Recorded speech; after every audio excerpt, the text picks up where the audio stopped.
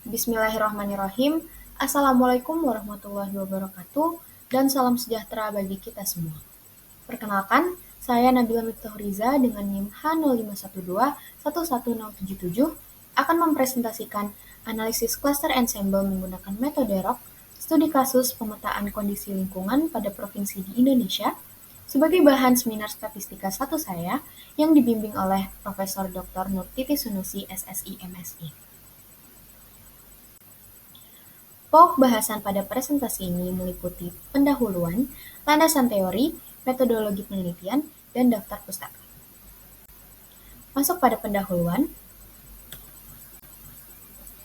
Lingkungan adalah media tempat makhluk hidup tinggal, mencari dan memiliki karakter serta fungsi yang terkait secara timbal balik dengan keberadaan makhluk hidup yang menempatinya. Menurut Pasal 1 Ayat 1 Undang-Undang Nomor 32 Tahun 2009 tentang Perlindungan dan Pengelolaan Lingkungan Hidup adalah kesatuan ruang yang terdiri dari benda, data, keadaan, makhluk hidup, termasuk di dalamnya manusia dan perilakunya yang mempengaruhi kelangsungan hidup dan kesejahteraan manusia dan makhluk hidup lainnya. Lingkungan yang baik merupakan lingkungan yang sangat penting dalam menunjang kelangsungan hidup manusia. Meskipun begitu, laju kerusakan dan pencemaran yang terjadi di Indonesia terjadi sangat cepat. Kerusakan lingkungan diakibatkan oleh beberapa hal. Sebagai contoh, pada Provinsi Kalimantan Selatan yang merupakan daerah pertambangan mengalami kerusakan lingkungan yang diakibatkan oleh sektor pertambangan. Selain itu, terdapat contoh lain seperti pada Sungai Kupang di Kota Pekalongan yang mengalami pencemaran akibat limbah industri dan domestik. Terdapat beberapa provinsi lainnya di Indonesia juga memiliki kondisi lingkungan yang kurang baik. Oleh karena itu, provinsi-provinsi tersebut harus mendapatkan perhatian dari pemerintah agar dilakukan upaya yang dapat meminimalisir kerusakan tersebut di masa depan. Oleh karena itu, dapat dilakukan identifikasi kelompok provinsi dengan kondisi lingkungan tertentu melalui pengelompokan provinsi di Indonesia berdasarkan kondisi lingkungannya. Analisis statistik yang digunakan untuk mengelompokkan objek adalah analisis cluster. Analisis cluster adalah analisis statistik multivariat yang bertujuan untuk mengelompokkan objek-objek berdasarkan kesamaan karakteristik yang mereka miliki. Terdapat beberapa metode pengelompokan tradisional seperti K-means, hierarchical clustering, DBSCAN, dan GMM. Metode tersebut telah digunakan pada penelitian terdahulu, seperti penelitian yang dilakukan oleh Nabarian DKK pada tahun 2019 menggunakan DBSCAN untuk mengelompokkan provinsi di Indonesia berdasarkan kapasitas investasi regional. Penelitian tersebut menggunakan data-data numerik sebagai parameter pengelompokan. Metode tradisional yang telah disebutkan kurang cocok untuk pengelompokan data kategorik dan lebih cocok digunakan untuk pengelompokan data numerik karena mengandalkan pengukuran jarak numerik yang tidak dapat diterapkan pada atribut kategorik. Oleh karena itu, Sudipto Guha dan kawan-kawan pada tahun 2000 mengembangkan robust clustering using links atau yang dikenal dengan ROC. Metode ROC adalah metode pengelompokan yang dapat digunakan untuk data kategorik. Metode ini berfokus pada konsep links atau tautan antar data point. Tautan ini mengukur kesamaan berdasarkan jumlah atribut kategorikal yang dimiliki bersama. Keunggulan dari metode ROC adalah akurasi yang lebih baik dibandingkan dengan metode hierarki aglomeratif dengan skalabilitas yang tinggi. Kemudian, metode ROC juga memiliki keunggulan dalam menangani outlier karena mampu mengatasi data outlier dengan baik. Dalam implementasi modern, metode ROC dapat digabungkan dalam pendekatan ensemble, yaitu penggabungan beberapa hasil cluster seperti pada cluster data numerik dan kategorik. Terdapat penelitian terdahulu mengenai metode ROC. Yang pertama adalah penelitian dari Wulandari pada tahun 2020 yang melakukan pengelompokan untuk mengevaluasi daerah tertinggal di Jawa Timur dengan metode ROC.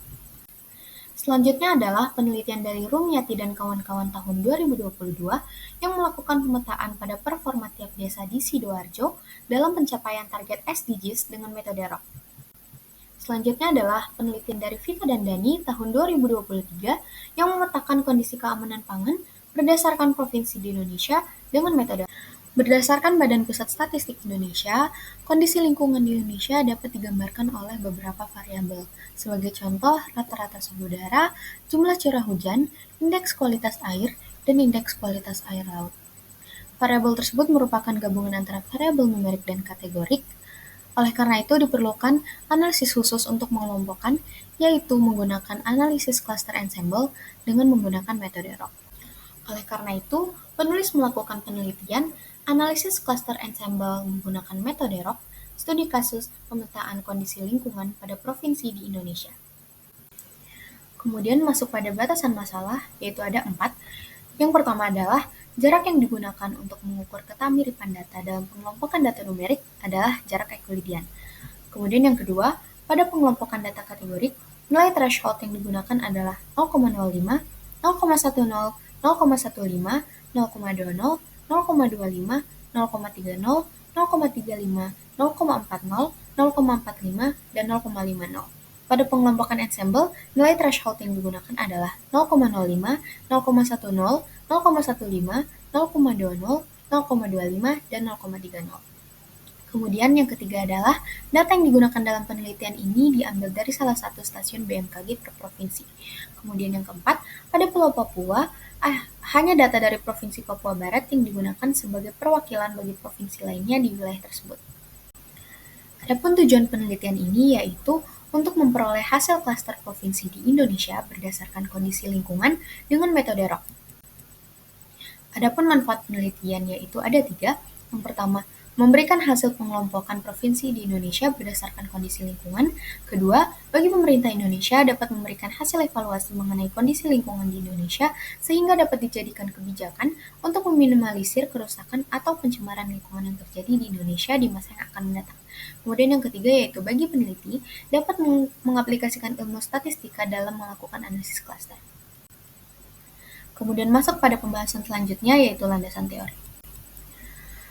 Landasan teori pada penelitian ini terdiri dari 7, yaitu yang pertama lingkungan, kemudian jenis data, analisis klaster, pengelompokan data numerik, pengelompokan data kategorik, pengelompokan data campuran, dan evaluasi hasil pengelompokan. Selanjutnya masuk pada metodologi penelitian. Yang pertama adalah sumber data. Data yang digunakan bersumber dari Statistik Lingkungan Hidup Indonesia pada tahun 2024 yang dirilis oleh Badan Pusat Statistik yang mencakup data kondisi dan kualitas lingkungan di Indonesia pada 32 provinsi di Indonesia pada tahun 2023. Kemudian masuk pada variabel penelitian, terdapat 13 variabel penelitian yang digunakan. Yang pertama adalah rata-rata suhu udara di stasiun BMKG, kemudian rata-rata durasi penyinaran matahari di stasiun BMKG, jumlah curah hujan di stasiun BMKG, jumlah hari hujan di stasiun BMKG, rata-rata kelembapan udara di stasiun BMKG, rata-rata kecepatan angin di stasiun BMKG, rata-rata tekanan udara di stasiun BMKG, jumlah luas hutan dan perairan, luas kebakaran hutan dan lahan, indeks kualitas air laut, indeks kualitas lingkungan hidup, indeks kualitas tutupan lahan. Selanjutnya adalah metode analisis.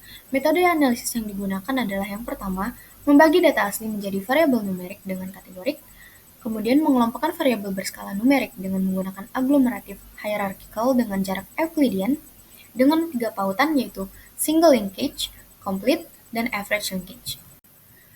Selanjutnya adalah menentukan jumlah klaster optimum dengan menggunakan nilai pseudo F, menentukan hasil pengelompokan terbaik dengan nilai ICD rate terkecil untuk masing-masing pautan, kemudian mengelompokkan variabel berskala kategorik dengan metode ROC dengan berbagai nilai threshold yang dapat dipilih antara 0 dan 1, kemudian menghitung nilai goodness measure berdasarkan nilai-nilai threshold sehingga diperoleh klaster yang diharapkan. Selanjutnya, menentukan jumlah klaster optimum dengan nilai rasio SW dan SB terkecil untuk masing-masing nilai threshold, menggabungkan hasil klaster metode aglomeratif hierarchical dan metode ROC, melakukan analisis ensemble dengan metode ROC dengan nilai-nilai threshold yang telah dipilih, kemudian menghitung nilai goodness measure berdasarkan nilai-nilai threshold sehingga diperoleh klaster yang diharapkan. Selanjutnya yaitu menentukan jumlah klaster optimum dengan nilai SW dan SB terkecil untuk masing-masing nilai threshold dan membentuk klaster akhir. Selanjutnya adalah daftar pustaka pada penelitian ini sebagai berikut.